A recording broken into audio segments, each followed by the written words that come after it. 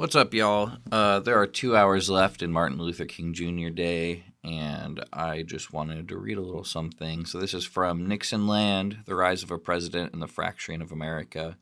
It's by Rick Perlstein. It's part of a series on just kind of the history of the conservative movement in America as it is. The genesis of the Voting Rights Act of 1965 echoed the genesis of the Civil Rights Act of 1964. Televised images of Southern sadism. In 1963, it had been Birmingham children set upon by fire hoses and police dogs. Now, Martin Luther King, the freshly minted Nobel Peace Prize laureate, came to Selma, Alabama, a town of 29,000, of which 15,000 were blacks of voting age. Only about 300 were registered to vote. Soon came mass arrests, including, on February 1st, the detention of 500 schoolchildren who had been transported to a state prison farm after the warning, "Sing one more freedom song and you are under arrest." When King himself was arrested, he published an open letter in the New York Times. "This is Selma, Alabama. There are more Negroes in jail with me than there are on the voting rolls." Soon after, troopers shot protester Jimmy Lee Jackson to death. The stage was set. A march was planned for March 7th down U.S. Highway 80, thereabouts known as the Jefferson Davis Highway, to the state capital, Montgomery, 50 miles to the east. At the far side of the point of embarkation, the Edmund Pettus Bridge, stood rank upon rank of Sheriff Jim Clark's officers, and, outfitted in gas masks, cordons of Governor George Wallace's fearsome Alabama state troopers. The 600 marchers, clutching sleeping bags for the 5-day journey ahead, were ordered to disperse. They did not. The troopers rushed, clubs flailing, tear gas canisters exploding, white spectators wildly cheering them on. Then, Jim Clark's forces, on horseback, swinging rubber tubes wrapped in barbed wire and bullwhips and electric cattle prods, littered the bridge with writhing black bodies splattering blood.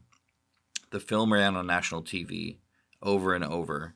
On NBC, the broadcast cut to a showing of the film, Judgment at Nuremberg, a story about what happens when ordinary citizens turn a blind eye to evil. Federal mediators negotiated safe passage for a peaceful march a week later. The next night, local thugs beat the Reverend James Reeb, a white minister from Boston, to death. He had been watching Judgment at Nuremberg when his conscience directed him to travel to Selma. Lyndon Johnson was a man given to towering rages. Now he was angrier than any of his intimates had ever seen him. He prepared to give the greatest speech of his career. Outside the White House, left-wing picketers marched by bearing signs reading, "LBJ, just you wait, see what happens in '68. The threat, "Redeem the martyrs or be punished at the polls," seemed viable. Answering that yearning now appeared not just a moral imperative, but a political one. Yet no one was prepared for the moral force of the speech Lyndon Johnson gave to Congress and the nation on March 15th. He wrote it himself and delivered it over the objections of temporizing aides. "It is wrong, deadly wrong, to deny any of your fellow Americans the right to vote in this country. There is no issue of states' rights or national rights. There is only the struggle for human rights. Their cause must be our cause too. Because it is not just the Negroes, but really it is all of us, who must overcome the crippling legacy of bigotry and injustice." Then, stunningly, he raised his arms in the air and invoked the slogan of a movement that was not too long ago perceived as the preeminent irritant to America's national unity. "And we shall overcome." There followed the silence of a reaction too stunned for mere applause. Martin Luther King cried. Senators cried. Southern legislators cornered LBJ's befuddled mentor, Georgia Senator Richard Russell, and demanded an explanation for his protege's betrayal of his native South. They looked like heartless old jackasses. The next Selma procession, on March 21st, was celebratory. Thousands of singing marchers, ranks of glamorous celebrities in the fore, marching all the way through to Montgomery. That night, one of the white marchers, a Detroit mother of five named Viola Liuzzo, While humming "We Shall Overcome" in her car, was shot to death by the Ku Klux Klan because she was sitting next to a black man. The martyr only seemed to intensify the nation's moral resolve.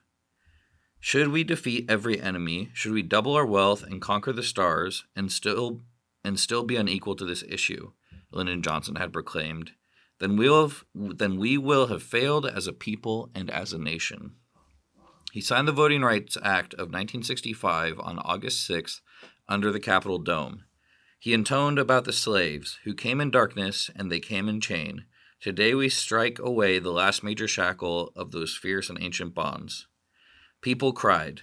The Negro's cause was America's cause. Who could argue with that? Johnson, the Times' agenda-setting pundit James Scotty Reston avowed, was getting everything through the Congress but the abolition of the Republican Party, and he hasn't tried that yet. So that is kind of how the Voting Rights Act was passed, and a little bit about Selma. And I guess just to tie that to the modern day and the modern age and where we are as a country, I think you just have to Google Charlie Kirk MLK, and you'll see what he thought about Martin Luther King Jr. Okay, see ya.